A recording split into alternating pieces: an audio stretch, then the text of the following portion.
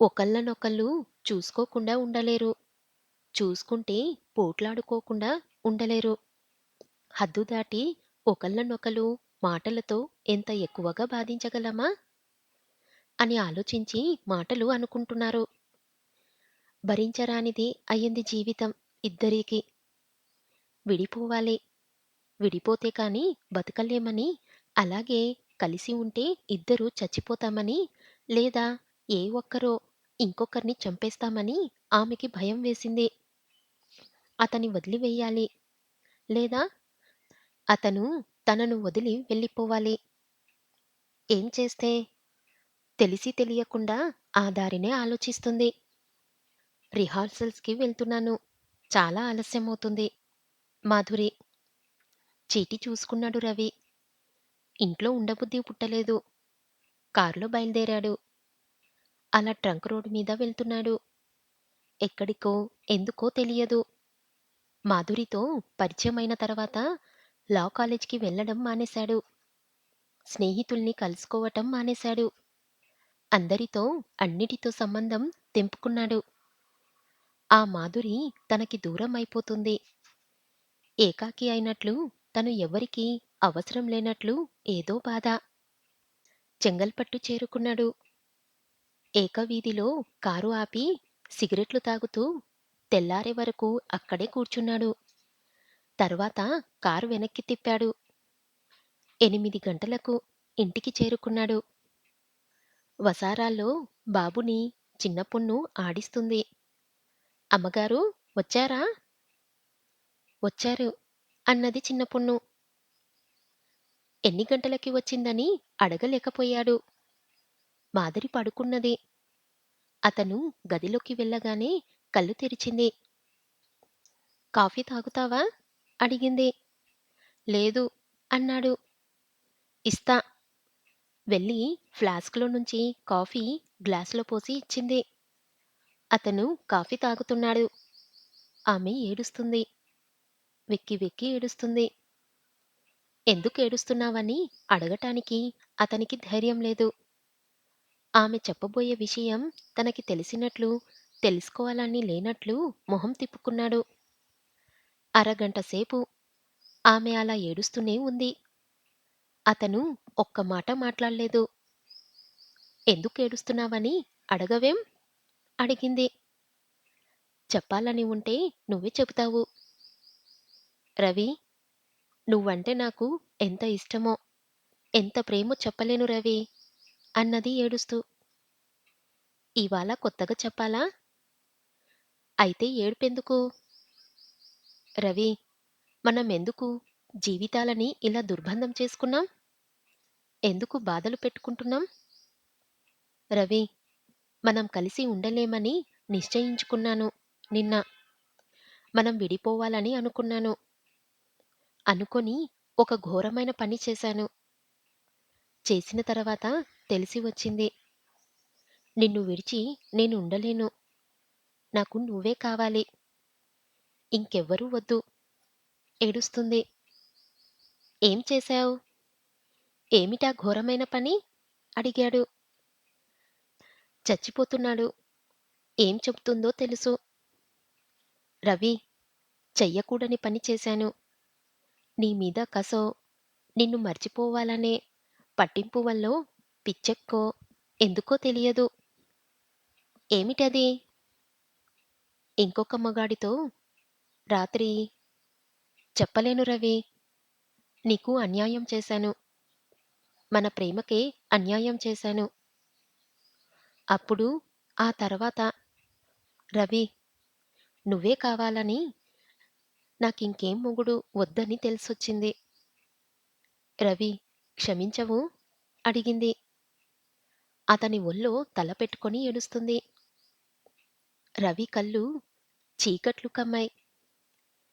ఒంట్లో నుంచి రక్తం కిందికి ఒలికిపోతున్నట్లనిపించింది. గుండెలో కాలుతున్న ఇనుపగుళ్ళు పూసి దొర్లిస్తున్నట్లనిపించింది. చచ్చిపోయినట్లు అనిపించింది. మనసు మొద్దుబారింది. ఆలోచించే స్థితిలో లేడు.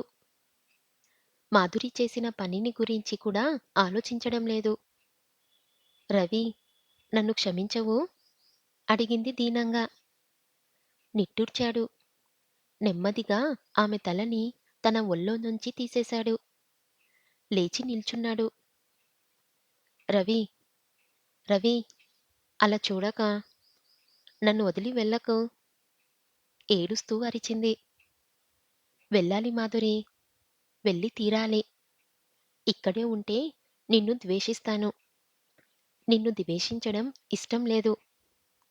ఎప్పుడూ నిన్ను ప్రేమిస్తూనే ఉండాలి. ప్రేమించకపోతే నేను బ్రతకలేను. రవి, వెళ్ళకు. వెళ్ళినా మళ్ళీ వస్తావు. నన్ను విడిచి నువ్వు ఉండలేవు. నిన్ను విడిచి నేను ఉండలేను అన్నది అతని తొడల చుట్టూ చేతులు వేసి. అవును, నిన్ను ప్రేమిస్తున్నాను. అందుకే వెళ్ళిపోతున్నాను. నిన్ను ప్రేమిస్తూ నీకు దూరంగా బతకాలనుకుంటున్నాను. బతకలేకపోతే చచ్చిపోతాను. అంతేగాని మళ్ళీ రాను. నన్ను ప్రేమించమని నిన్ను యాచించను. యాచించడమేమిటి? రవి, నేను నిన్ను ప్రేమిస్తున్నాను.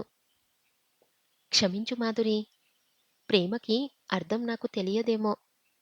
ఇవాళ నేను చచ్చిపోయాను. ఇది అసలు చావు. తర్వాత ఎప్పుడో ఇంకో చావు ఉంది. ఈ శరీరాన్ని వదిలిపెట్టడం అంతవరకు ఎలాగో గడుపుతాను. వస్తాను. నీకు గుడ్ లక్. వెళ్ళిపోయాడు. బాధ బయటికి కనబడనీయలేదు. కాని గుండెల నుంచి రక్తం కారిపోతుంది. ఏడవలేడు. కాని కళ్ళల్లోంచి నీళ్లు ధారాలుగా కారుతున్నాయి. చచ్చిపోతున్నాడు కాని బతకాలి. బతక్కపోతే తన ప్రేమకి అపజయం. తను బతకాలి. చచ్చిపోవాలి. చచ్చిపోయినా బతకాలి. బతికి బతికి చివరికి చచ్చిపోవాలి. ఏమిటో అర్థం లేదు.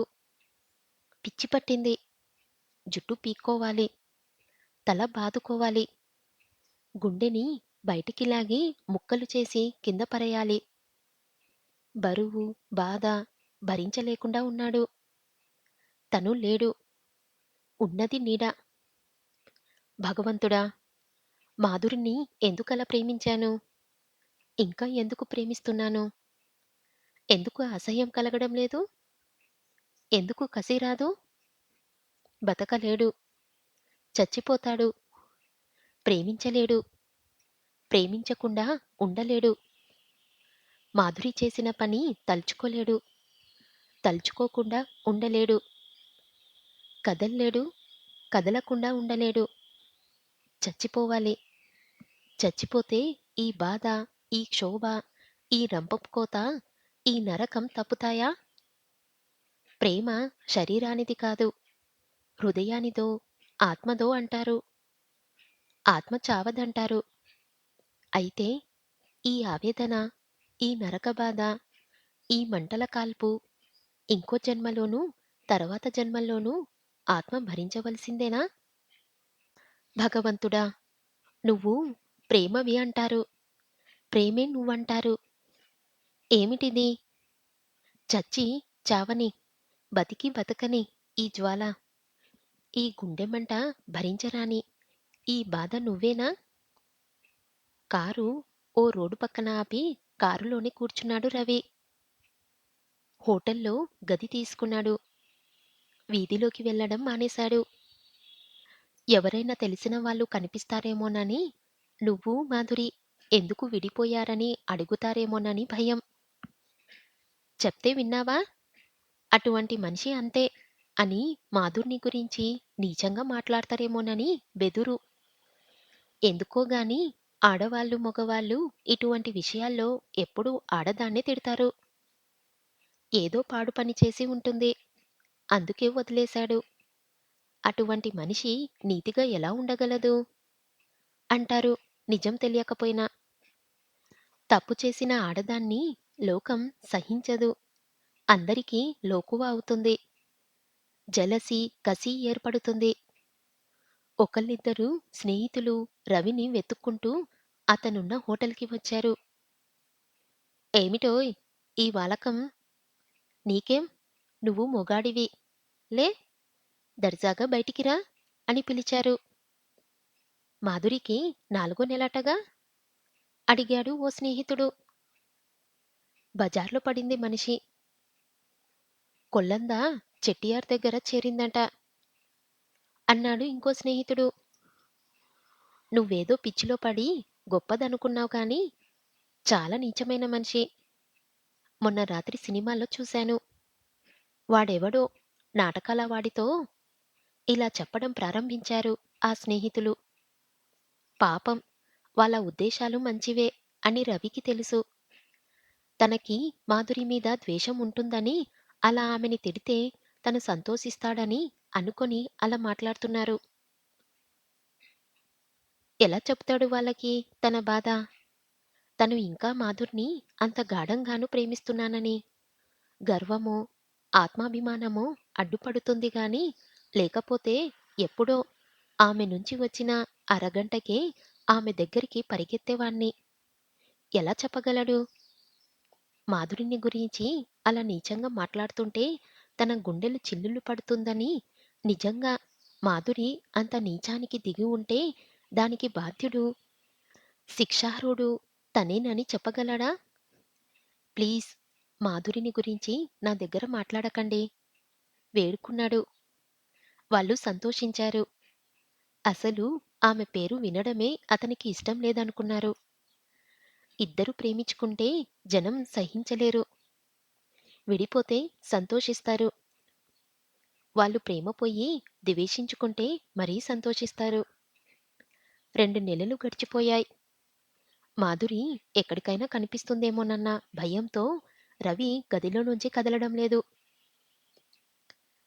మాధురిని గురించి ఎవరూ తనతో మాట్లాడటం ఇష్టం లేదు అతనికి. ఆమె గురించి ఆలోచించడం అంతకన్నా ఇష్టం లేదు. ఆమెని తన మనసులో నుంచి నిర్మూలం చెయ్యాలి. ఆమె ఎవతో తనకి తెలియదు. ఆమెతో తన అనుభవం ఆ జన్మలోది కాదు. మనసుకి ఇలా శిక్షణ ఇస్తున్నాడు. ఒకరోజు సాయంత్రం సుందర్రామయ్య హోటల్‌కి వచ్చాడు. 10 నిమిషాల పాటు ఆ నిమిషము, ఈ నిమిషము మాట్లాడుతూ రవిని పరీక్షగా చూశాడు. పీక్కుపోయిన మొహం, వెలుగుపోయిన కళ్ళు, సత్తువలేని శరీరం.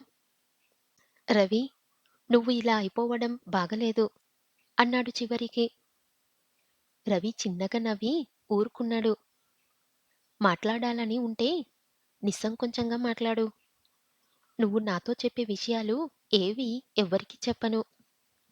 అలా లోపల దాచుకుంటే గుండె బరువు భరించలేవు. పిచ్చెక్కుతుంది అన్నాడు దయ్యాగా. అలా సానుభూతి చూపించి ధైర్యం ఇచ్చేప్పటికీ రవి ఉండలేకపోయాడు. జరిగిందంతా వివరంగా చెప్పాడు. సుందరరామయ్య ఓపికగా విన్నాడు. నువ్వు చేసిన తప్పల్లా మాధురిని ఆ పరిస్థితిలో వదిలి రావడం. ఆమె ఏం తప్పు చేసినా, ఎంత ద్రోహం చేసినా నెలులు తప్పిన మనిషి. భర్త నుంచి దూరమైన మనిషిని వదిలి వచ్చేసి ఉండకూడదు. ఆమె జీవితం ఒక దారిలో పెట్టిన తర్వాత ఆమె నుంచి దూరం కావాలి. ఇప్పుడికిక ఆ విషయం ఆలోచించి ప్రయోజనం లేదు. విడిపోయారు.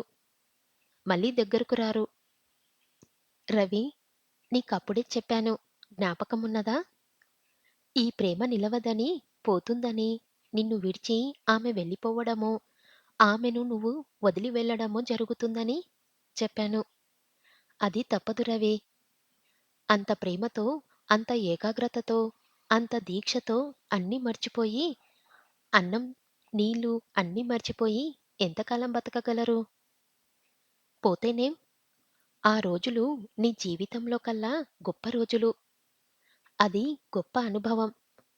దివ్యమైన అనుభవం. మాధురికి ఈ జీవితాంతము నువ్వు కృతజ్ఞుడివిగా ఉండాలి.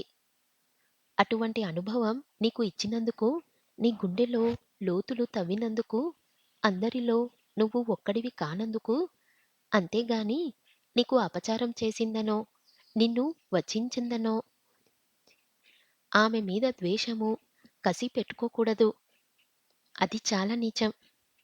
భర్తని వదిలి నీ దగ్గరికి వచ్చినప్పుడు దేవత. నిన్ను వదిలి వెళ్ళగానే రాక్షసి కాకూడదు. అటువంటి బిట్టర్‌నెస్ నీచపు ఆలోచన నీలో కలగకూడదు. వస్తే నీలో కలిగిన దివ్యానుభవం మాయమైపోతుంది.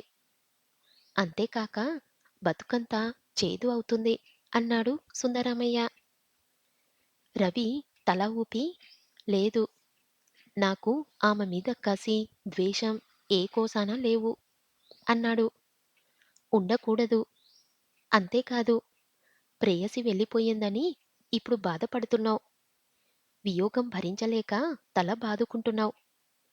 రవి, కొన్నాళ్ళకి ఈ బాధ పోతుంది. అప్పుడు నీ జీవితం నిస్సారమైన పిప్పిలా ఉంటుంది. ప్రియురాలు వెళ్ళిపోయింది. ప్రేమ పోయింది. బాధ మిగిలింది ఇప్పుడు. ఆ బాధనైనా మిగలకుండా పోయిందే అని ఏడుస్తావప్పుడు. కనుక ప్రేమని, ప్రియురాల్ని ఎంతగా అనుభవించావో ఈ బాధ పూర్తిగా అనుభవించు. తప్పించుకునేందుకు ప్రయత్నించక. భరించలేకుండా ఉన్న బాధ. గుండె చిల్లులు పడిపోతుంది. చిల్లులు పడాలి. గుండెల్లో పెద్ద చిల్లు పడాలి. అప్పుడే రేపు ఆనందం వస్తే నీ గుండెలో ఆ ఆనందం నిలిచేందుకు చోటుంటుంది. లేకపోతే రేపు వచ్చే ఆనందం నిలవడానికి చోటు లేక ఇప్పటి బాధ పోయినట్టు ఆ ఆనందం పోతుంది. సుందర్రామయ్య చెప్పిన విషయాలు రవికి అర్థమైనాయి. తల ఊపాడు. ఇంకో విషయం రవి, మీ ఇద్దరిలో తప్పు ఎవరిదని ఆలోచించక, మాధురి నిన్ను నిజంగా ప్రేమించలేదని అనుమానించక, ఇద్దరూ విడిపోయినందుకు సిగ్గుపడక, నలుగురు ఏమంటారో అని భయపడకు. ప్రేమించుకున్న వాళ్ళు తీవ్రంగా ప్రేమించుకున్నారు. ఈ రోజుల్లో మీ ప్రేమకి ఏదైనా పరీక్ష వస్తే ఇద్దరూ ఒకరి కోసం ఒకరు ప్రాణాలు ఇచ్చుకునేవాళ్ళు. అటువంటి పరిస్థితి ఏర్పడింది కనుకే లైలా మజ్ను, రోమియో, జూలియట్లు ప్రాణాలు అర్పించారు ప్రేమ కోసం. వాళ్ళు మీలా కలిసి ఉంటే కొన్నాళ్ళకి విడిపోయేవాళ్ళు అన్నాడు నవ్వుతూ. అంతగా ప్రేమించుకున్న వాళ్ళు ఎందుకు విడిపోతారు అడిగాడు రవి ఆశ్చర్యంగా. అంత ఉద్రేకంతో గుండెలని కాల్చేసుకుంటూ బతకలేరు. కనుక చచ్చిపోనైనా పోవాలి. లేకపోతే వదిలిపోనైనా పోవాలి. అంతే. మాధురిని మర్చిపోమని చెప్పను. మర్చిపోక అనుభవించు ఈ బాధనంతా. కొంచెం కూడా వదలకుండా పూర్తిగా అనుభవించు అని చెప్పి సుందరరామయ్య వెళ్ళిపోయాడు. నువ్వేమిటోయ్ అలా సన్యాసైపోయావు? ఆ మాధురి చూడు, సీతాకొక చిలక మళ్ళీ తిరుగుతుంది. ఏ సినిమాలో చూసినా, ఏ వీధిలో చూసినా, ఏ పాట కచేరీలో చూసినా మాధురే అన్నాడు సీతాపతి అనే స్నేహితుడు. రవి నవ్వి ఊరుకున్నాడు. మాధురిని వదిలి వచ్చి 6 నెలలయింది. 4 నెలటుగా నవ్వు వచ్చేసినప్పుడు ఏం చేసిందో అన్నాడు కాసేపుండి అతను. రవి తల తిప్పుకున్నాడు. సారీ బ్రదర్, నీ మనసు బాధ పెట్టానేమో. రవి మాట్లాడలేదు. పోనీ ఇక ఎప్పుడు మాధురి విషయం మాట్లాడను సరేనా? రంగారావు, నేను, సుధాకర్, జాకబ్ రేపు బెంగుళూరు వెళ్తున్నాము. నువ్వు వస్తావా అడిగాడు సీతాపతి. ఎందుకు? ఎందుకా? రేసులకి, కులాసలకి. బ్రదర్, నువ్వు రావాలి. నిన్ను ఈ మానసిక స్తంభందంలోంచి లేవదీస్తాం చూడు. రవి వస్తానన్నాడు. మర్నాడు తెల్లార్లే రవి కారులో బయలుదేరారు. తోవాలో ఓ స్నేహితురాలు గుర్రాల గురించి, ఆడవాళ్ళ గురించి ఒకే స్థానంలో మాట్లాడారు. ఒక అందుకు పనికి వస్తాయన్నట్లు రవి భరించలేకపోయాడు. రేస్ కోర్స్‌లో అందరూ డబ్బు పోగొట్టుకున్నారు. రవికి మాత్రం లాభమొచ్చింది. అతను అంతకు ముందెప్పుడూ గుర్రాల పందాలకు వెళ్ళలేదు. బిగినర్స్ లక్ అన్నాడు Jacob. No no, unlucky in love, lucky in gambling అన్నాడు Sudhakar. Unlucky in love, lucky in cards అని సరిదిద్దాడు రంగారావు. అయితే 2 పేకలు కొందాం. సీతాపతి కారు కొట్టు దగ్గర ఆపించి పేకలు కొన్నాడు. రేసెలా ఉంది? అడిగాడు రవిని. నాకేం బాగాలేదు. ఎగ్జైట్ అవ్వడానికేముంది? Good god! రేస్‌లో ఎగ్జైట్‌మెంట్ లేదు. అయితే ఇంకెందులో ఉంటుంది? గుర్రాలు పరిగెత్తుతూ ఉంటే ఏ గుర్రం గెలుస్తుందా? మనం కట్టింది పోతుందా? కొన్ని రేట్లు లాభాలతో తిరిగి వస్తుందా అనే సస్పెన్స్‌లు. నిమిషంలో తేలిపోయే అనుభవం కన్నా ఎగ్జైట్‌మెంట్ ఏముంటుంది? అన్నాడు సుధాకర్. అందుకే నాకు ఎగ్జైట్‌మెంట్ కనపడలేదు. వచ్చినా పోయినా డబ్బేగా అన్నాడు రవి. మై డియర్ ఫెల్లో, డబ్బు కన్నా ఎగ్జైట్‌మెంట్ ఇచ్చేది ఏమున్నది? అడిగాడు జాకబ్. రవి జవాబు చెప్పలేదు. ప్రేమ అని. సరే, ఇక్కడ ఆపు. నీకు లాభం వచ్చిందిగా, మాకు పార్టీ ఇవ్వు అన్నాడు సీతాపతి. 2 విస్కీ సీసాలు కొన్నారు. హోటల్లోకి వెళ్ళగానే బల్ల చుట్టూ కుర్చీలు వేసి పేక ముక్కలు పంచి గ్లాసులో సోడా విస్కీ కలిపారు. కమాన్ తాగబోయ్ పురమాయించాడు సీతాపతి రవిని. ఛ! ఇదేమిటి? నాకలవాటు లేదు. ఎగ్జైట్‌మెంట్ కావాలన్నావుగా? వస్తుందా? అడిగాడు రవి ఆత్రంగా. ఆ! నేల మీద నుంచి 2 అంగుళాలు పైకి లేచినట్లయింది చెప్పాడు సుధాకర్. నేల మీద నుంచి 2 మైళ్ళు ఆ మబ్బులలోకి వెళ్ళిన మనిషికి 2 అంగుళాలు ఏం చాలుతుంది? అనుకున్నాడు రవి. అయినా నేలలో కాలు ఇరుక్కోవడం కన్నా నయం అని ఓ గుటక మింగాడు. ఛీ! పాడు వాసన అన్నాడు దగ్గుతూ. పోతుంది. హ్మ్. నెమ్మదిగా ఇంకో గుటక వెయ్. గ్లాస్ ఖాళీ అయింది. ఏం జరిగిందో రవికి తెలియదు. మాటలు రావడం లేదు. ఏడుపొస్తుంది. ఇంకో గ్లాస్ నింపారు. తాగించారు. అతను తన మనసుకి వేసిన గొల్లాలలు, మూతలు, కొక్కాలు ఊడిపోయాయి. వెక్కి వెక్కి ఏడుస్తున్నాడు. ఏమిటో ఇది? What is the matter with you? ఎవరికీ చెప్పకూడదనుకున్నా. తనలో దాచుకున్న బాధంతా బయటికి వచ్చేసింది. మాధురి నా ప్రేమమూర్తి. మర్చిపోలేను ఆ దేవతని. మాధురి లేనిదే బతకలేను. నాన్‌సెన్స్. మాధురా! ఆ పేరెత్తక. నువ్వు ఎన్నో వాడివో. నీ తర్వాత ఎంతమంది అయినారో. ప్రేమ ఏమిటి ఆ మనిషి మీద? అన్నాడు సుధాకర్. అవును. నీ కవిత్వమంతా ఆ మనిషి మీద ఎందుకు ఒలకబోస్తావు? ఉత్త నీచురాలు. 100 ఓ రాత్రికి. నిజం. కనకచలం లేడు. అతను 100 ఇచ్చాడంట.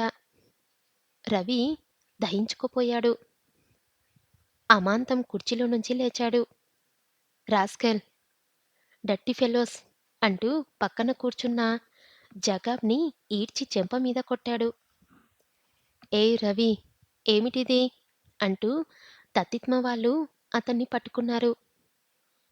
ఎందుకలా మాట్లాడతారు? మాధురిని గురించి మీకేం తెలుసు? మీరెవరన్నా మాధురి చిటికెన వేలైనా ముట్టుకున్నారా? నిజం చెప్పండి. చెప్పకపోతే మీ నలుగురిని ఇప్పుడే చంపేస్తాను. నరికేస్తాను. అరుస్తున్నాడు, ఏడుస్తున్నాడు. పాపం! హర్ట్ చేశాం. అసలే తాగి ఉన్నాడు. అలవాటు లేదు అన్నాడు సీతాపతి స్నేహితులతో. సారీ. అపాలజీస్. నిజంగా మాధురిని గురించి మాకేం తెలియదు. క్షమించు అన్నాడు అందరి తరపున సుధాకర్. రవి చల్లారాడు. కాని బల్లమీద తల పెట్టుకొని వెక్కి వెక్కి ఏడుస్తున్నాడు. ఏడుస్తూనే మాధురీ! మాధురీ! అని పిలుస్తున్నాడు. అతని స్నేహితులకి జాలి వేసింది అతని మీద. అతని బాధ ఏమిటో అర్థం కాకపోయినా గర్ల్స్‌ని తెప్పిస్తే? అన్నాడు జాకబ్. అవును. మంచి ఆంగ్లో ఇండియన్ గర్ల్స్ పిలిపిస్తే మన వాడి పిచ్చిపోతుంది. బొత్తిగా మడి కట్టుకొని కూర్చున్నాడు అన్నాడు సీతాపతి. సీతాపతి ఇటువంటి విషయాల్లో అనుభవం ఉన్నవాడు కనుక అతనికి అప్పజెప్పారు ఆ బాధ్యత. గంట తర్వాత 5గురు ఆంగ్లో ఇండియన్ అమ్మాయిలని తీసుకువచ్చాడు అతను. వాళ్ళల్లో కాస్త రూపము, ఒళ్ళు ఉన్న అమ్మాయిని రవికి కేటాయించారు. త్యాగబుద్ధితో ఆ స్నేహితులు బ్రదర్ లే అని జబ్బ పట్టుకొని అతన్ని గదిలోకి తీసుకెళ్లి మంచం మీద కూర్చోబెట్టి, ఇదిగో ఈ అమ్మాయి రీటా, నీ ఫ్రెండ్. కమాన్ ఎంజాయ్ అని చెప్పి వెళ్ళిపోయాడు సుధాకర్. రవి రీటాని కైపెక్కిన కళ్ళతో చూశాడు. దీపముంచనా ఆర్పేయనా అడిగింది రీటా. ఉంచు అన్నాడు రవి. నాలిక ముద్దుగా ఉంది. రీటా మంచం దగ్గరికి వెళ్ళి నిల్చున్నది. అతని కేసి రాసింది. ఒళ్ళు ఆమె గౌను విప్పేసిందని కూడా అతను గమనించలేదు. నీ పేరు రీటా. Yes Rita. నువ్వు ఎప్పుడైనా ఎవరినైనా ప్రేమించావా అడిగాడు దీనంగా. ఆ రోజు రాత్రి ఒకర్నో ఇద్దర్నో. ఇవాళ రాత్రి నిన్ను అని నవ్వింది. నా మాధురి నన్ను వదిలిపెట్టినట్లు నీ ప్రియుడు నిన్ను వదిలిపెట్టి వెళ్ళిపోయాడా అడిగాడు జాలిగా.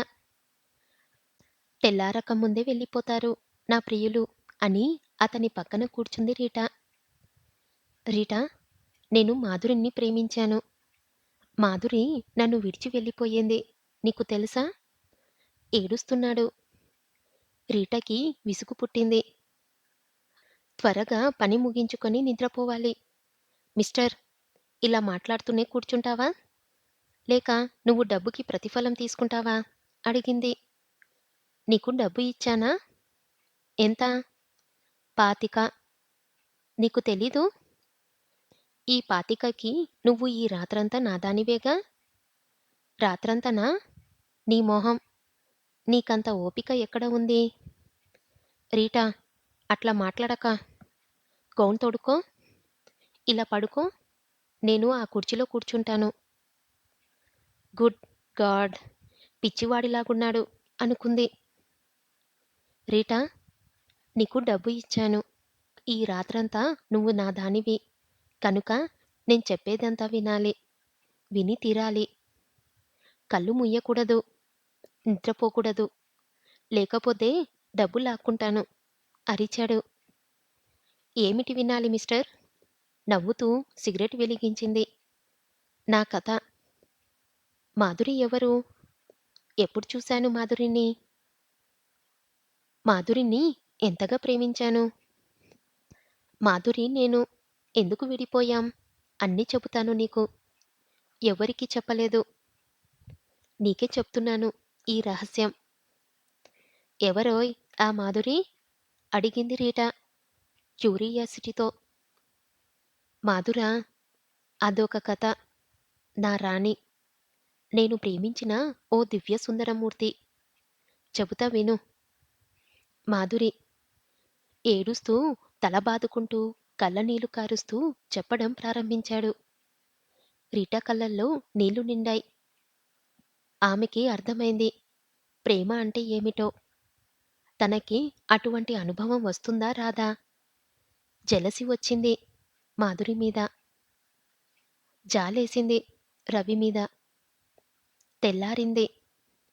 రవి, ఇక చాలు. తలుపు తెరువు అరిచాడు సీతాపతి. రీటా తలుపు తెరిచింది. నా ఫ్రెండ్ ఎంజాయ్ చేశాడా అడిగాడతను రీటాని. రీటా సీతాపతిని అసహ్యంగా చూసింది. ఆమెకి తెలియకుండానే రవి మీద గౌరవం ఏర్పడింది. వస్తాను అని రవికి చెప్పి వెళ్ళిపోయింది. తర్వాత అతని మనసు ఆడదాని మీదకి పోలేదు.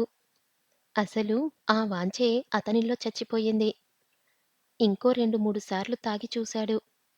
మాధురిని, తన బాధని మర్చిపోయే బదులు తాగినప్పుడు మనసు మరింత బాధపడింది.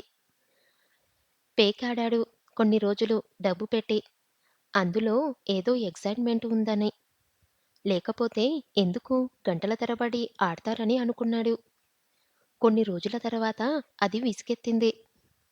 కారు అమ్మేశాడు. ఊళ్ళు తిరగడం ప్రారంభించాడు. తాజ్‌మహల్ చూసినప్పుడు ఏడుపొచ్చేసింది. మైసూర్‌లో బృందావనంలో దిగులుగా కూర్చున్నాడు. మద్రాసు నుంచి ఎన్ని వందల మైళ్ళు వెళ్తేనేం ఎక్కడికని పారిపోతాడు? ఎక్కడికి వెళ్ళినా తన బాధ, తన తపన కూడా వెంట వస్తూనే ఉంది.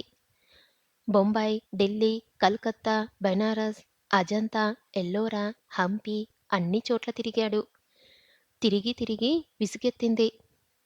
సరిగ్గా ఆ సమయంలో అతని అక్కయ్య దగ్గర్నుంచి ఉత్తరం వచ్చింది. రవి, నిన్ను చూసి చాలా కాలమయింది. పిచ్చివాడిలా ఊళ్ళూళ్ళు ఎందుకు తిరుగుతావురా? ఆరోగ్యం చెడిపోతుంది. ఇక్కడికి వచ్చెయ్. అక్కయ్య. ఎన్నాళ్ళ తర్వాత తన అక్కయ్య ఉత్తరం రాసింది? తన మీద కోపము, అసహ్యము పోయిందన్నమాట. వెంటనే రైలెక్కాడు. అక్క కానీ, బావ కానీ మాధురిని గురించి ఒక ప్రశ్న కూడా అడగలేదు. ఆ విషయాలే జ్ఞాపకం చెయ్యలేదు. వేళకి భోజనం చేసేవాడు. మేనల్లుడికి, మేనకోడలికి కథలు చెప్పేవాడు. బుక్ స్టాల్‌లో పుస్తకాలు కొని తెచ్చుకునేవాడు. నిద్ర పట్టేది కాదు. పట్టించుకునేందుకు ప్రయత్నం చేసేవాడు కాదు. అలా 6 నెలలు గడిచాయి. మాధురి నుంచి దూరమై ఏడాదయింది. కథలు రాస్తున్నాడు. నవలలు రాస్తున్నాడు. రచయితగా పేరు సంపాదించుకున్నాడు. డబ్బు కూడా వస్తుంది. నీ విషయం ఏమీ బాగాలేదు అన్నది అతని అక్కయ్య ఓ రోజున. ఏం? అడిగాడు. ఏం చెయ్యదలుచుకున్నావు? చదువా మానేశావు. పోనీ ఆహ్, ల్ పూర్తి చెయ్యరాదు.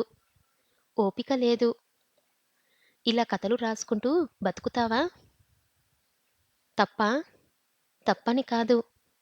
ఫలానా పని చేస్తానని నిశ్చయించుకొని స్థిరపడాలి ఇకనైనా. ఇంకా క్రూరత్నంగా ఉంటే ఎలా చెప్పు? అన్నది అపేక్షతో. నువ్వు చెప్పు అక్కయ్యా! ఏం చెయ్యమంటావ్? జాలిగా అడిగాడు. ఎవర్నైనా తనకి ఓ దారి చూపిస్తే చాలన్నట్లు. పెళ్లి చేసుకో. పెళ్ళా? అడిగాడు ఆశ్చర్యంతో.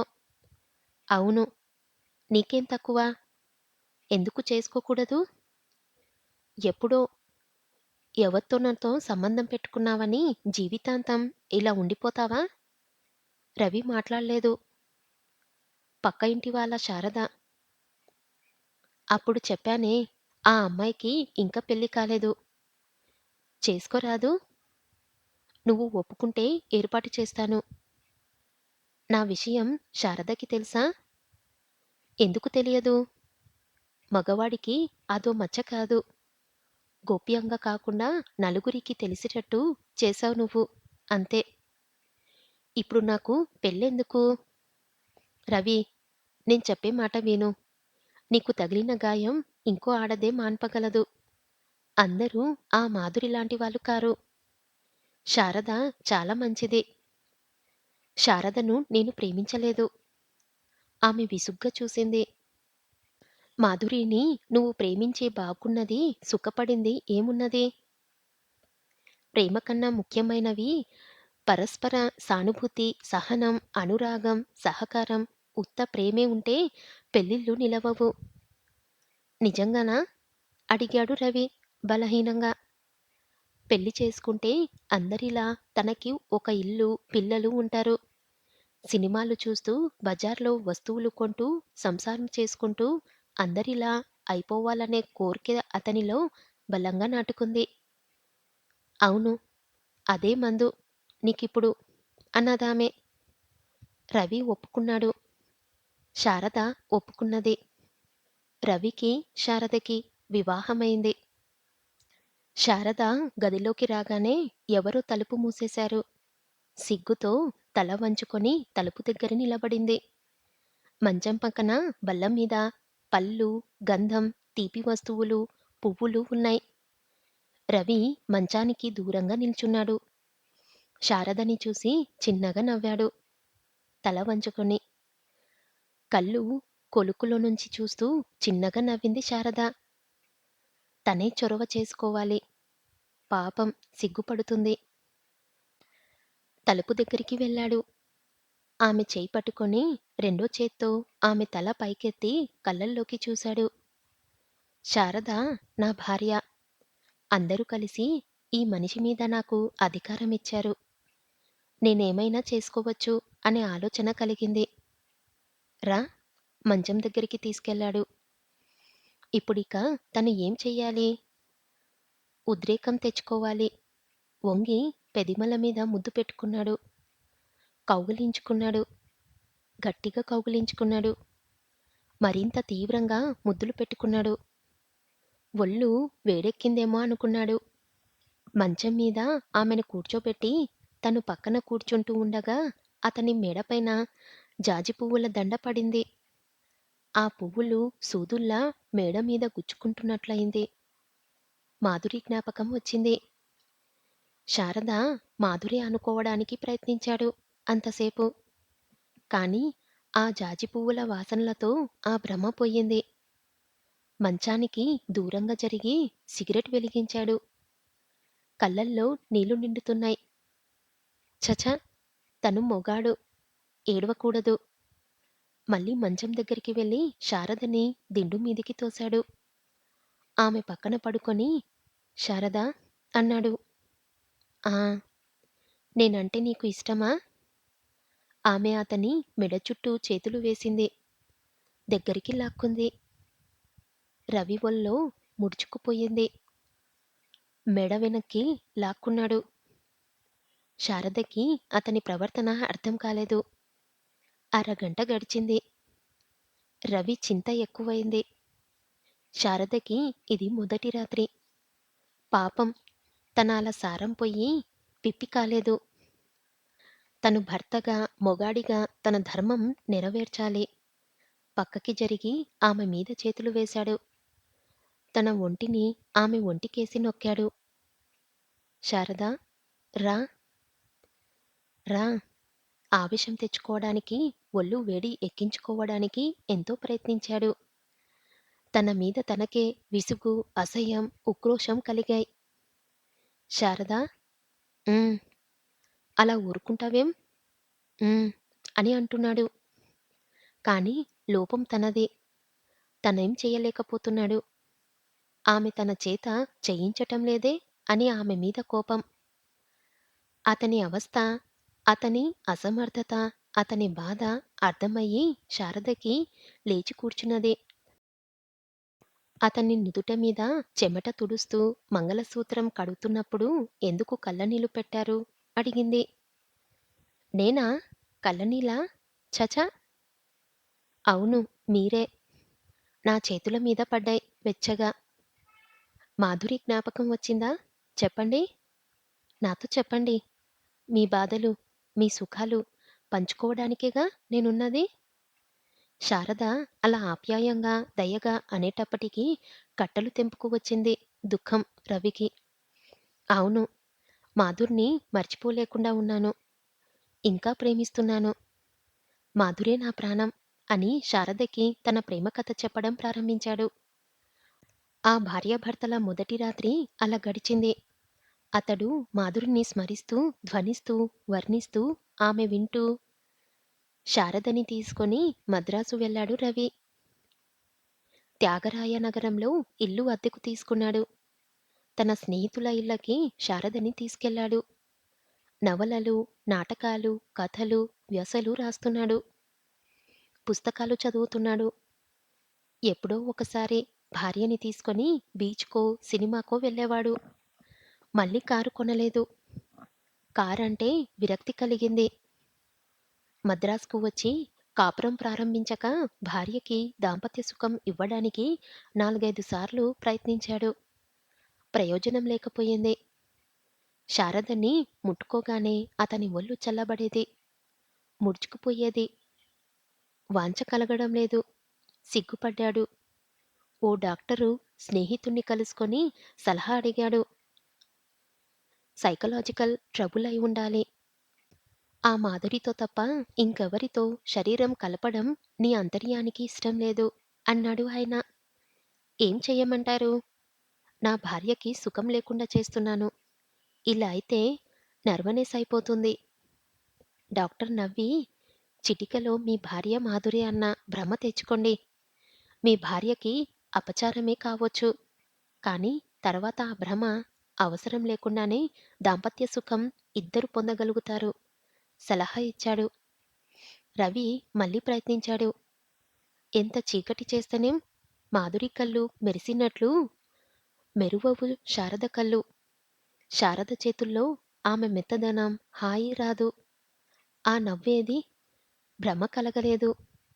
శారదకి బాగా దగ్గరగా జరిగేంత వరకు తన పక్కనున్నది మాధురినని, శారద కాదని అనుకునేవాడు.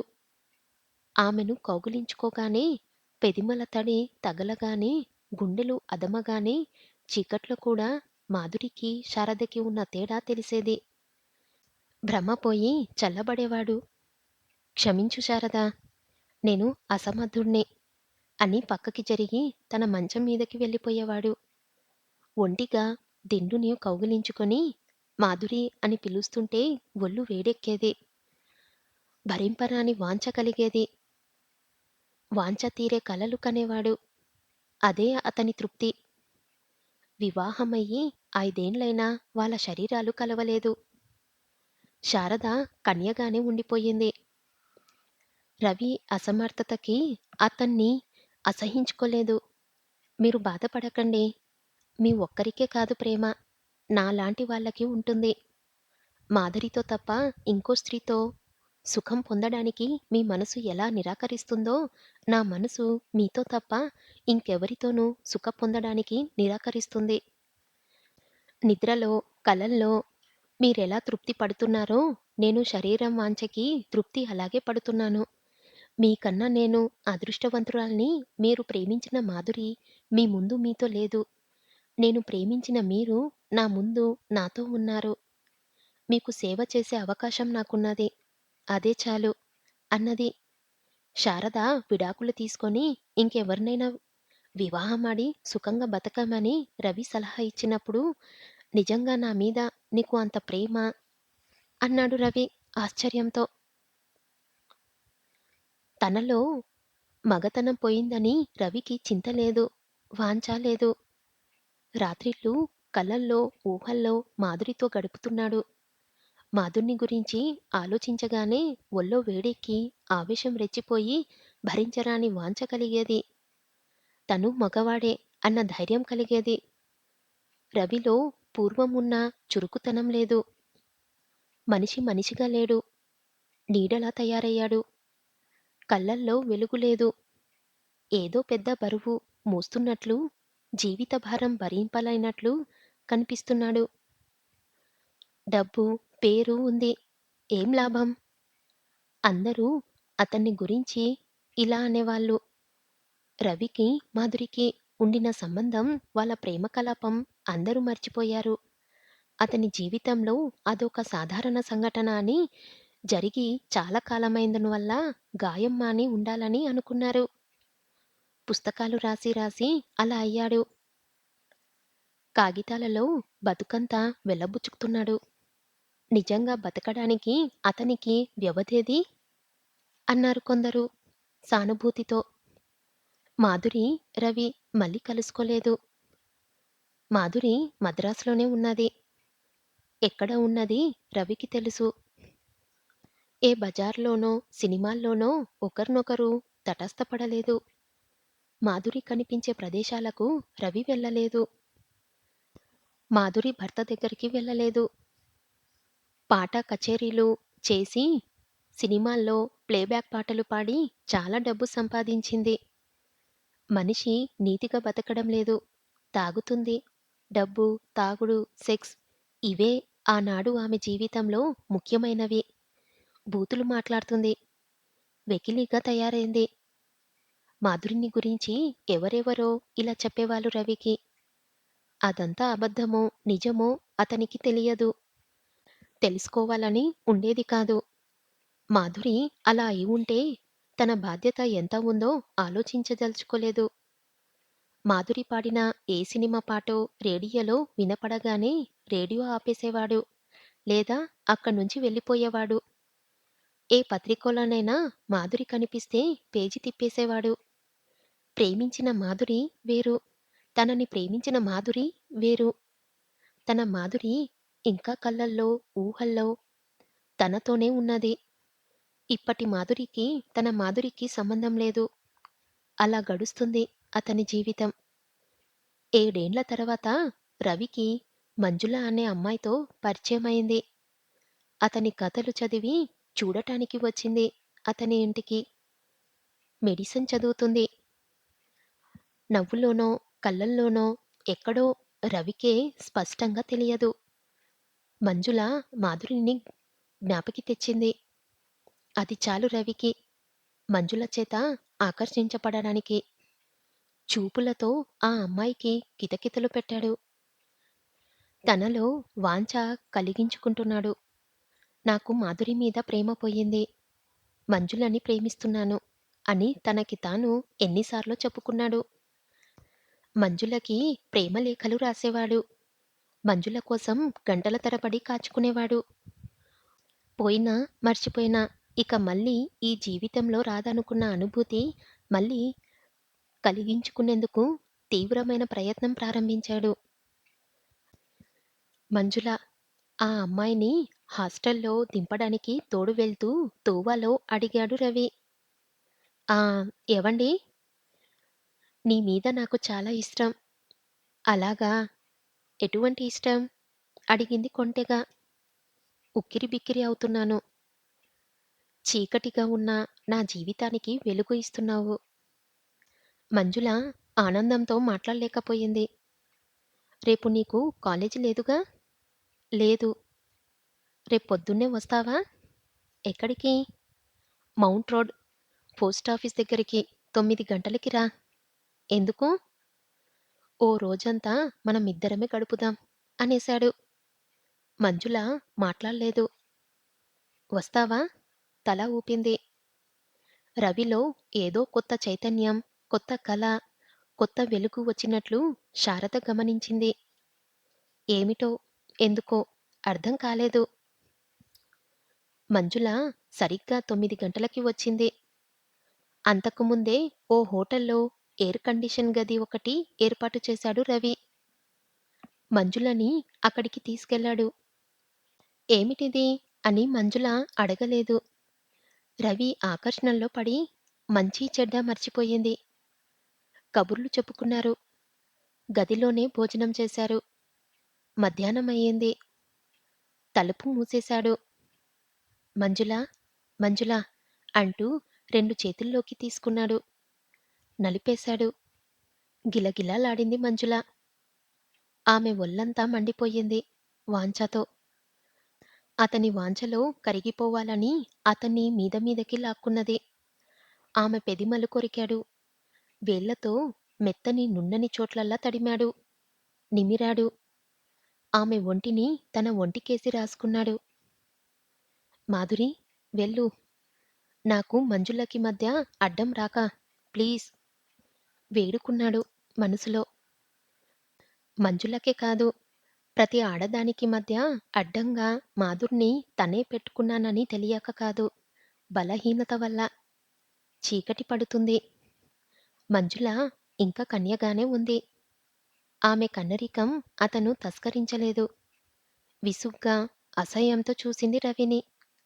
క్షమించు మంజులా, నీకు అన్యాయం చెయ్యలేను. పెళ్లి కానిదానివి. మన ప్రేమకి దారేముంది?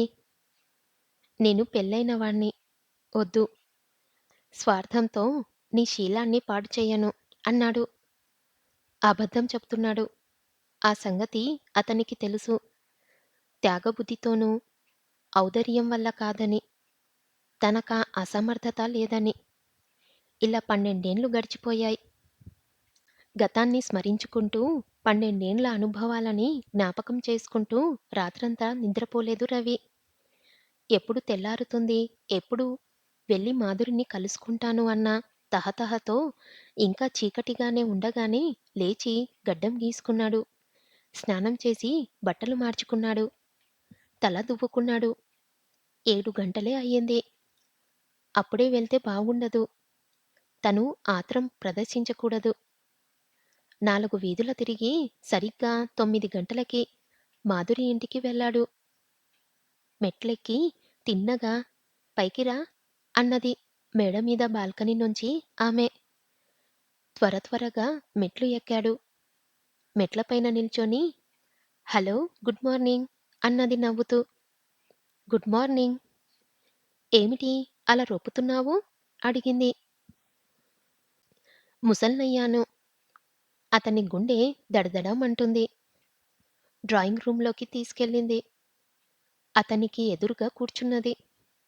"నీ కళ్ళు ఎర్రగా ఉన్నయ్" అన్నది. నవ్వాడు. "నేను రాత్రంతా నిద్రపోలేదు" అన్నది నిట్టూరుస్తూ. అతను నిద్రపోయి ఉండడని ఆమెకి తెలుసు. "ఒక్క రాత్రా?"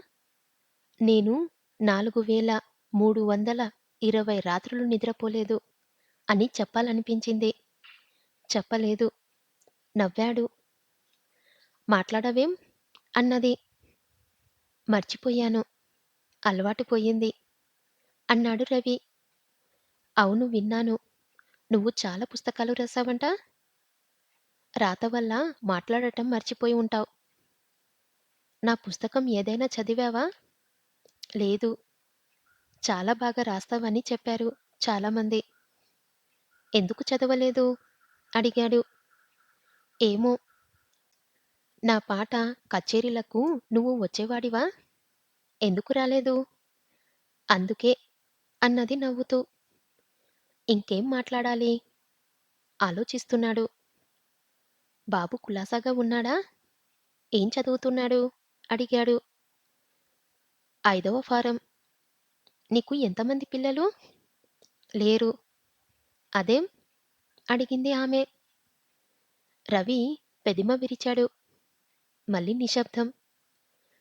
కిందటి రాత్రి లేని కొత్త, కొత్తగా కలుసుకున్నప్పుడు రాని కొత్త వచ్చింది. 12 ఎడబాటు అడ్డంగా మధ్యకి వచ్చింది. "ఈ 12 నేనెలా ఉన్నానో, ఏం చేస్తున్నానో తెలుసా?" అడిగింది. "తెలియదు." ఎవ్వరూ చెప్పలేదు. చెప్పేవాళ్ళు. వినిపించుకునేవాణ్ణి కాను. ఏమని చెప్పేవాళ్ళు? డబ్బు సంపాదించావని. ఇంకా? జ్ఞాపకం లేదు అన్నాడు రవి సిగరెట్ వెలిగిస్తూ. ఆమె బరువుగా నవ్వింది. తాగుతానని, నీచంగా బ్రతుకుతున్నానని, చీరలు మార్చినట్లు మగవాళ్ళని మారుస్తున్నానని, మగవాళ్ళ నుంచి డబ్బు గుంజుతున్నాననా? రవి తల ఊపాడు. ఆమె నిట్టూర్చింది. అన్నీ అబద్ధాలు కావు. తాగేదాన్ని. నిజమే. చాలామంది మగవాళ్ళతో స్నేహమైంది. అది నిజమే. ఒక నవ్వు నవ్వి, నా ప్రియుల సంఖ్య నేనే మర్చిపోయాను. కానీ, రవి, ఈ మాట నమ్ము. నేను శరీరాన్ని అమ్ముకోలేదు. డబ్బు కోసం ఏ పాడు పని చెయ్యలేదు. డబ్బు సంపాదించాను. నిజమే. పాట కచేరీలు చేసి సంపాదించాను అన్నది. అవును, ఆ విషయం నాకు తెలుసు అన్నాడు రవి. నీకెలా తెలుసు? అడిగింది ఆశ్చర్యంతో. నీ తత్వం తెలుసు కనుక. ఇతన్ని ప్రేమిస్తున్నానని నువ్వు నిన్ను మోసం చేసుకోవచ్చు. అలాంటి ఆత్మవంచనతో పురుష సహవాసం చేయవచ్చు. ప్రేమ లేదు అని తెలియగానే ఆ పురుషుడికి దూరమవుతావు. సిన్సియర్‌గా ఫీల్ కానిదే ఎవర్ని ముట్టుకోనియ్యవు. 5 నిమిషాల్లో, 5 గంటల్లో, 5 రోజుల్లో, 5 నెలల్లో, 5 ఏండ్లో, ఎన్ని రోజులైతేనేం ఇష్టపడిన వాళ్ళకి నిజంగా, తీక్షణంగా గుండెని సమర్పిస్తావు. ప్రియుడికి అన్నాడు రవి. నీకు నా మీద కోపమా? అసహ్యమా? అడిగింది. లేదు అన్నాడు రవి. మళ్ళీ కాసేపు మౌనంగా ఉండిపోయారు. మాధురి, ఈ 12 ఏండ్లలో నువ్వు ఏం మారలేదు అన్నాడు. మారకుండా ఎలా ఉంటాను? అడిగింది నవ్వుతూ. ఏమో, నీ రూపం అలాగే ఉంది. అవే కళ్ళు, అదే నవ్వు. ఇంకా చిన్నపిల్లలానే ఉన్నావు. నువ్వు మారలేదు తెలుసా? అలాగే చింపిరి జుట్టు, చీకి కళ్ళు, బిగించిన పెదిమలు. అంతలో బయట కారాగిన చప్పుడైంది. బాబు భోజనానికి వచ్చాడు అన్నది. 14 ఏండ్ల కుర్రాడు పరిగెత్తుకుంటూ వచ్చాడు గదిలోకి. చాలా పెద్దవాడయ్యాడు. ఎంత పొడుగో, దాదాపు నా అంత ఉన్నాడు అన్నాడు రవి. ఆమె గర్వంగా చూసింది. క్లాస్‌లో ఫస్ట్ వస్తాడు అన్నది. బాబు అన్నం తినడానికి వెళ్ళాడు. నీ భర్త? అడిగాడు. ఆయన ఎప్పుడైనా వచ్చి బాబుని చూసి వెళ్తాడు. అంతే అన్నది. దిగులు లేదు ఆ గొంతులో. బాబు అన్నం తిని స్కూల్‌కి వెళ్ళిపోయాడు. రవి, నీతో ఉన్న రోజులు కలిగిన ఆనందం, తృప్తి మళ్ళీ రాలేదు. అంత అనురాగం ఎవ్వరూ చూపించలేదు. అలాంటి ఆనందం తెచ్చుకుందామని చాలా ప్రయత్నించాను అన్నది. రవికి ఏం చెప్పాలో తెలియలేదు. నవ్వి ఊరుకున్నాడు. భోజనం చేశావా? లేదు. వెళ్తాను. మళ్ళీ ఎప్పుడు కనిపిస్తావు? వస్తాను. ఎప్పుడో. ఎప్పుడోనా. నా మీద కోపమా? ఛ! అయితే సాయంకాలం రా. రాత్రి కలిసి భోజనం చేద్దాం. తల ఊపి వెళ్ళిపోయాడు రవి. సాయంత్రం మళ్ళీ మాధురిని కలుసుకోవటం ఇష్టం లేదు రవికి. ఇన్నేళ్ళు తను జాగ్రత్తగా దాచుకున్నది, అమూల్యమైనది, గర్వపడేటట్లు చేసినది, అందరిలో ఒక్కడు కాక విడిగా ఎత్తులో నిలబెట్టేది, అదేదో తనకే తెలియదు. అది పోగొట్టుకుంటున్నానని భయం. ఆమెని మళ్ళీ కలుసుకోకుండా ఉండలేడు. 6 గంటలకి మాధురి ఇంటికి వెళ్ళాడు. పాటలు పాడింది. 12 ఏండ్ల తన జీవితంలో తనకి విచిత్రంగా తోచిన సంఘటనలు కొన్ని చెప్పింది. అతన్ని నవ్వించింది. తను నవ్వింది. భోజనాలు చేసేశారు. రవి తనని గురించి ఏమీ చెప్పలేదు. చెప్పడానికి ఏమీ లేదు.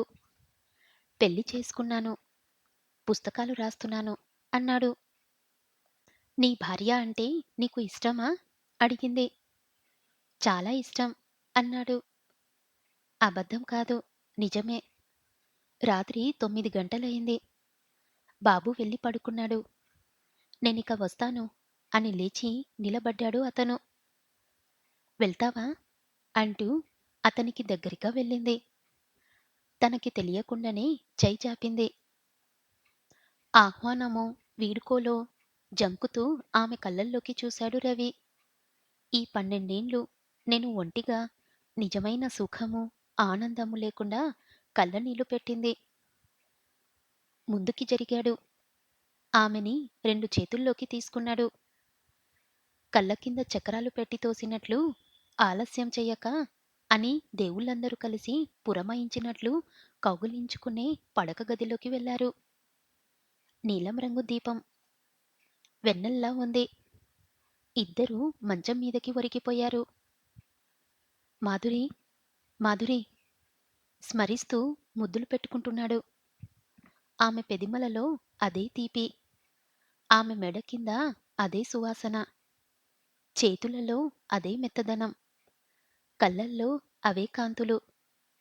12 ఏండ్ల కాలము ఆమెని మార్చలేదు. తన కోసం అలాగే అట్టిపెట్టింది. 12 ఏండ్ల తన తపస్సు ఫలించింది. ఆమె తనది. తనది కాబోతుంది. ముద్దులు కురిపిస్తున్నాడు. ఆమె ఒంటికి దగ్గరగా జరిగి జరిగి ఆమెని నొక్కేస్తున్నాడు. రవి, రవి, అలాగే ఉంది నీ స్పర్శ. అప్పటిలాగే ఉడికిపోతున్నావు. నన్ను కాల్చేస్తున్నావు అన్నది 2 చేతులు అతని వీపు మీద వేసి. ఒలిచేస్తున్నాడు ఆమె బట్టలు. ఆత్రం, ఆవేశం రెచ్చిపోయి వణికిపోతున్నాడు. ఏ మాధురితో అయితే 12 ఏండ్లుగా కళ్ళల్లో, ఊహల్లో గడుపుతున్నాడో ఆ మాధురి నిజస్వరూపంతో సాక్షాత్కరించి తనకి వరాలు ఇస్తుంది. పాదాలని, కాలివేళ్ళ గోళ్ళని, పొట్టని ముద్దు పెట్టుకుంటూ ఆమె గుండెలని, ఆ సొంపులని, వాటి నునుపుని స్మరిస్తూ కొనలని పళ్ళతో బిగించి మాధురి, మాధురి అని పిలుస్తున్నాడు. క్షణ క్షణానికి ఆమె కళ్ళల్లోకి చూస్తాడు. ఇది కలో, నిజమో? సందేహం కలుగుతుంది. నలుపుతున్నాడు, కొరుకుతున్నాడు. ఆమె కాళ్ళు తన్నుకుంటుంది. ఎగిరెగిరి పడుతుంది. వీపు వంచి నడుం పైకెత్తి గిలగిలలాడుతుంది. రవి, ఇక ఈ వేడి భరించలేను. ఇక ఆగలేను. నన్నేమైనా చెయ్. చల్లార్చు అంటుంది. అరుస్తుంది. పీకుతుంది. రక్కుతుంది అతన్ని. ఆమె కళ్ళల్లోకి చూస్తాడు. చెప్పదేం? తనకి ధైర్యం ఇవ్వదేం? మాధురి, మాధురి, చెప్పు. ఏమని చెప్పను? ఇంకా ఏమనగలను? ఇంకా ఏం చెయ్యమనను? రవి, అంత వాంఛ చల్లారిపోయింది. అంతటి ఆవేదన ఆవిరైపోయింది. మాధురి, క్షమించు. నేను పక్కకి జరిగాడు. జరిగి జరిగి దూరమయ్యాడు. రవి, ఏమైంది? చెప్పు రవి. రవి లేచి కూర్చున్నాడు. ఏమో అన్నాడు. అతని గుండె పీకుతుంది. అతని ధైర్యం పోయింది.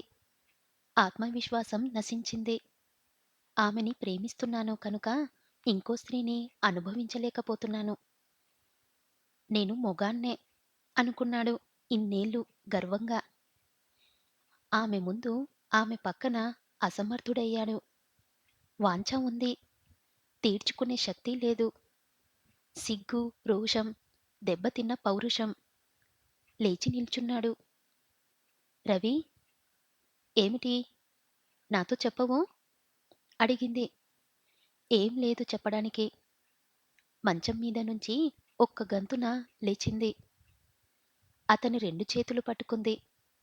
రా, ఇలా పక్కన పడుకో. అతన్ని లాగి తన పక్కన పడుకోబెట్టుకుంది. బాధపడకు రవి. మరీ ఆకలేస్తే అన్నం సహించదు. తినలేం. అలాగే అన్నది తల నిమురుతూ. నమ్మాడు. నమ్మాలని ఉంది. నమ్మకపోతే ఎలా? తెలతెలవారుతుండగా బయల్దేరాడు మాధురి ఇంటి నుంచి. ఎప్పుడొస్తావు? అడిగింది. వస్తాను. సాయంకాలం 5 గంటలకి రావాలి. నీకోసం కాచుకుంటాను అన్నది. రవి ఇంటికి వెళ్ళాడు. ఇంకా వెలుగు రాలేదు. శారదకి మొహం చూపించకుండా పడుకున్నాడు. మాధుర్ని గురించే ఆలోచిస్తున్నాడు. తన మాధురి 12 క్రితం తనని ప్రేమించిన మాధురి. చెట్ల నీడల్లో, వెన్నెలలలో, నక్షత్రాల మినుకు మినుకులలో నువ్వే నా ప్రాణం అన్న మాధుర్ని గురించి ఆ మాధురే కనిపిస్తుంది. ఒళ్ళు వేడెక్కింది. భరించలేని వాంఛ, తృష్ణ గట్టిగా దిండుని కౌగిలించుకున్నాడు. బోర్ల పడుకున్నాడు. ఎక్కడ్నుంచి వచ్చింది? మళ్ళీ గంట క్రితం మాధురి పక్కన ఉన్నప్పుడు లేనిది? ఆశ్చర్యం. అర్థం కాలేదు. వెలుగు రాగానే డ్రెస్ చేసుకొని స్నేహితుడైన ఓ డాక్టర్ దగ్గరికి వెళ్ళాడు. అంత వివరంగా చెప్పాడు. నాలో శారీరకంగా లోపమా? అవయవ అసక్తత? అడిగాడు దిగులుగా. నువ్వు చెప్పిన వివరాలను బట్టి అటువంటి లోపాలు ఉన్నట్టు లేదు. ఓవర్ ఎక్సైట్మెంట్ అయి ఉండాలి. ఇన్నేళ్లు కలలో ఆమెతో గడుపుతున్నావు. ఇప్పుడు నిజంగా ఆమె నీ పక్కకి వచ్చేటప్పటికి ఆ కలలో నుంచి ఈ నిజంలోకి రాలేకపోతున్నావు.